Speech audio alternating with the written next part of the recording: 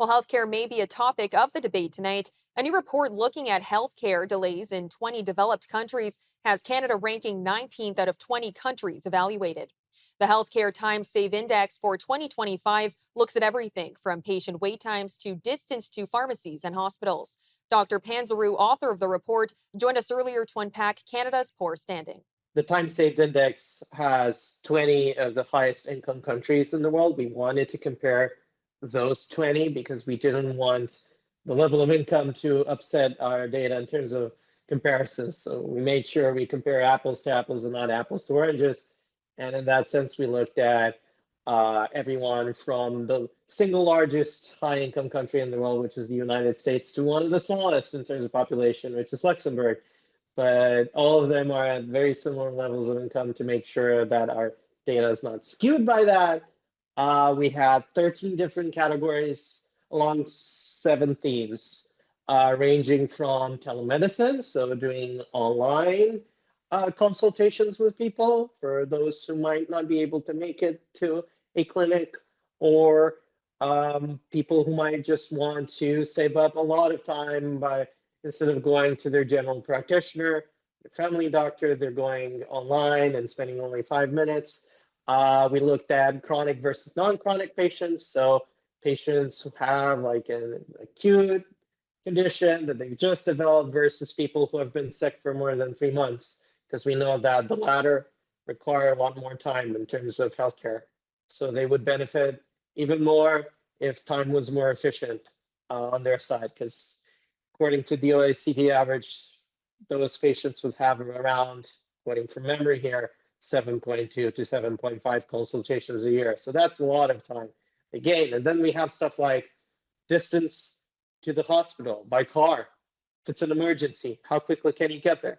Other categories include innovation regarding blister packs, so the kind of packaging that you use in pharma. Helps elderly patients sort out their medication for the day a lot easier if you're not using pill bottles, but you're using the conventional sort of capsules or little boxes where people can extract their pills whenever they need them. And finally, birth control availability. So is emergency birth control available? Is non-emergency birth control available over the counter? Or behind the counter, meaning that you'd have to ask for a pharmacist and then go to the pharmacy to pick that up. The index has a total of 75 points. Nobody got the full 75 points because nobody's perfect. But Canada was second to last with 20 points, beaten at the end only by Ireland with 15 points. And one of the biggest reasons why was the amount of days, average days waiting for elective surgery, which is more than 6 months on average. That was the highest single number in the entire index. And the second reason was waiting times for primary care. So even for seeing your family doctor, more than 2 weeks. Compare that with Switzerland, where more than 80% of people see their primary doctor on the same day.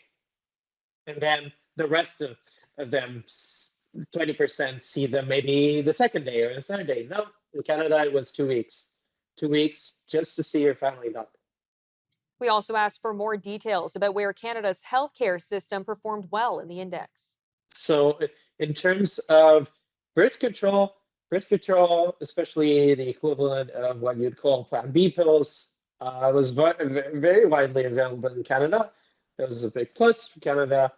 Also, waiting times in terms of some telemedicine were pretty moderate by the general index median. So 50% of all results being higher, 50% being lower. Canada was close to that median value, a little bit on the lower side, but not too much, which kind of shows that the efforts to digitalize Canadian services have worked by and large, but there's still a problem there in terms of patient uptake. So patients wanting to be able to access their health information online still struggle to do that, and doctors have very deservedly so flagged up the problem of digital integration on this. So being on their end as well, being able to access patients' data, that's still lagging, and we can see that in slightly lower results, but still overall good. Of course, there's a difficulty in Canada getting to the hospital sometimes in terms of overall distance by car. But that was quite moderate compared to the worst performer, which is actually Australia, even though Australia is a lot better than Canada overall in the index.